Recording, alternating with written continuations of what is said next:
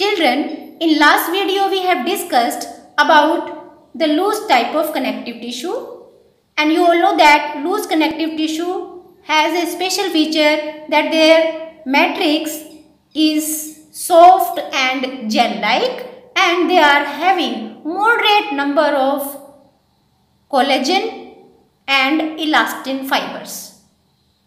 That's why they are known as loose type of connective tissue, because the fibers are scattered, they are not very high in number. But now we are going to discuss the dense type of connective tissue. What is dense connective tissue? It can be illustrated by studying these two diagrams. आप इन दोनों diagrams को ध्यान से देखिए।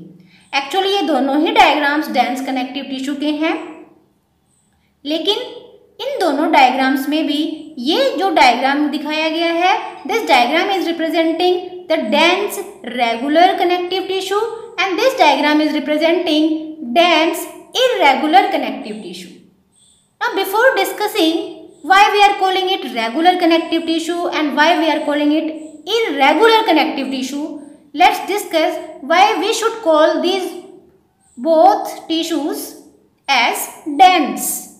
तो आप यहाँ पे देखिए, ये जो रेड कलर के आपको फाइबर्स दिखाई दे रहे हैं, actually these are bundles of collagen और इलास्टिन फाइबर्स. कोलेजन एक वाइट प्रोटीन होता है और इस protein the speciality of this white collagen protein is that it is having high tensile strength. और इलास्टिन प्रोटीन एक येलो कलर का fibre है, येलो प्रोटीनस फाइबर है. इसकी वजह से किसी भी मैट्रिक्स में इलास्टिसिटी आती है. तो चाहे ये बंडल्स इलास्टिन प्रोटीन से बने हैं, चाहे वो कोलेजन प्रोटीन से बने हैं, लेकिन आप इनकी यहाँ पर क्वांटिटी को देखिए. They are abundant, they are this matrix is actually filled with a number of elastin and collagen fibre bundles. यहाँ पे आप पूरे में आप देख सकते हो कि बंडल्स फैले हुए हैं. बिल्कुल ऐसे यहाँ पर भी इस मैट्रिक्स में भी बहुत सारे कोलेजन फाइबर्स के बंडल्स दिखाए गए हैं. लेकिन यहाँ पर इन दोनों में आप फाइबर बंडल्स की अरेंजमेंट देखिए. इस वाले डायग्राम में जो फाइबर्स के बंडल्स हैं, लाइक ये जो आपको दिखाए गए हैं, these are arranged in either rows or the sheets. जैसे इस डायग्राम में ये पैरेलल रोज बना रहे हैं. These are arranged in parallel rows. ये बंडल्स पैरेलल हैं and they are forming rows. जैसे ये एक रो हो गई या दूसरी रो हो गई, इस तरीके से. Means they are arranged in a regular fashion. यहाँ पर ये जो बंडल्स हैं ये रोज की फॉर्म में अरेंज्ड हैं, तो इनको आप कोर्ड्स कह सकते हैं. और ऐसा भी हो सकता है कि ये शीट्स की फॉर्म में अरेंज्ड हो, लेकिन they have a regular pattern of their arrangement. यहाँ पर ये जो सेंटर में आपको बीच बीच में कहीं कहीं पे सेल्स दिखाई दे रही हैं, दीज आर फाइब्रोब्लास्ट. ये वही सेल्स हैं जिनसे ये फाइबर्स सीक्रेट होते हैं. लेकिन अब इसी डायग्राम का कंपैरिजन आप इसके साथ कीजिए. आप देखेंगे कि यहाँ पर बंडल्स तो हैं फाइबर्स के, लेकिन वो स्कैटर्ड हैं. Means they are not showing any regular pattern of their arrangement. They are irregularly placed in this matrix. ये जो ग्रीन कलर की मैट्रिक्स है, इसमें ये ऐसे ही स्कैटर्ड है. हालांकि क्वांटिटी अगर देखी जाए, नंबर देखा जाए बंडल्स का, तो काफ़ी है, इसीलिए हम इन दोनों को डेंस कह रहे हैं. लेकिन यहाँ पर एक रेगुलर पैटर्न है अरेंजमेंट का, यहाँ पर एक रेगुलर पैटर्न नहीं है. इसीलिए ये टिश्यू जिसमें एक रेगुलर पैटर्न है, इसको आप डेंस रेगुलर कनेक्टिव टिश्यू कहते हैं. और ये वाला जो टिश्यू है जिसमें एक रेगुलर पैटर्न अरेंजमेंट का नहीं दिखाई दे रहा, इसको आप कहेंगे dense irregular connective tissue. Is it clear? Okay, now you can see the fibroblast also here. Fibroblasts जो हैं ये यहाँ पर अगर इन दोनों में कंपैरिजन किया जाए तो amount of fibroblast is comparatively more in the dense regular tissue, while fibroblast number is less in the dense irregular type of tissue. Now let's study this dense regular connective tissue. This tissue is having two types of proteins fibres, one is elastin and other is collagen. लेकिन in dense regular tissue को भी हम दो तरीके से classify कर सकते हैं। It can B tendon, it can B ligament.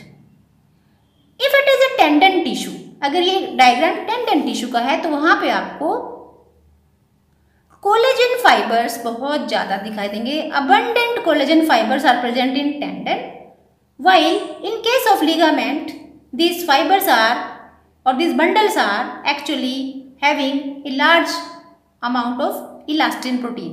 Mainly they are made up of elastin protein.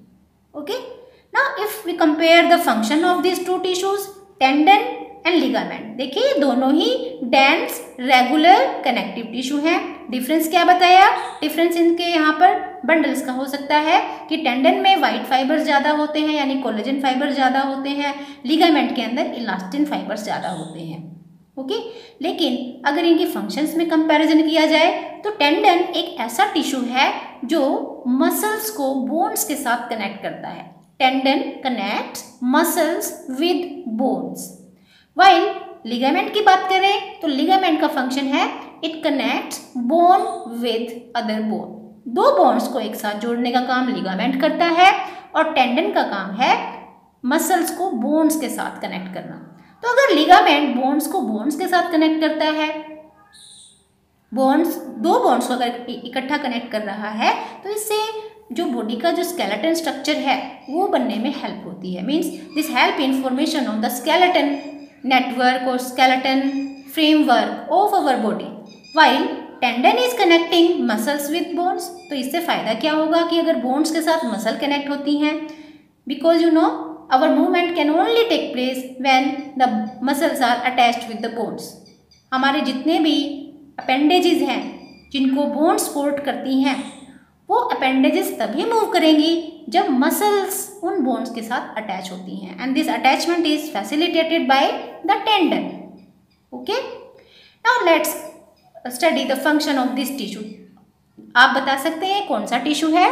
ये dense irregular type of tissue है। तो यहाँ पर जैसे अभी बताया कि यहाँ पे फाइब्रोब्लास्ट बहुत कम होती हैं। अगर इससे कंपैरिजन करते हैं तो फाइब्रोब्लास्ट का नंबर कम होता है।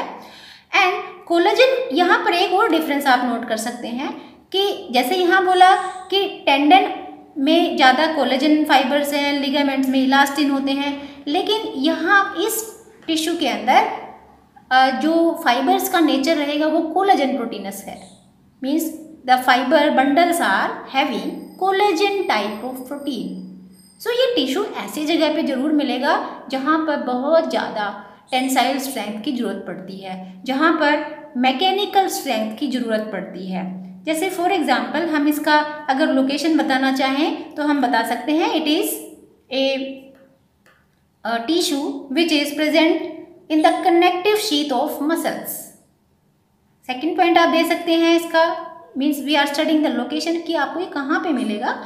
It can be located in the reticular layer of the skin and it is also present in the perichondrium of heart. हमारा जो हार्ट है उसका जो प्रोटेक्टिव कवरिंग है उसे हम पेरिकार्डियम कहते हैं। तो perichondrium is actually having this